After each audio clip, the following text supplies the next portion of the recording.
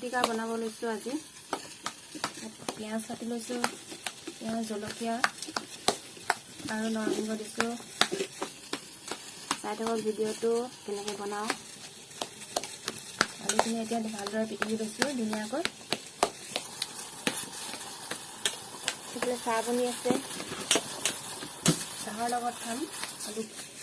আলু চাহৰ লগত আলু খাবি। আলু পকৰা নে কি কয় এইটো, আলু চপ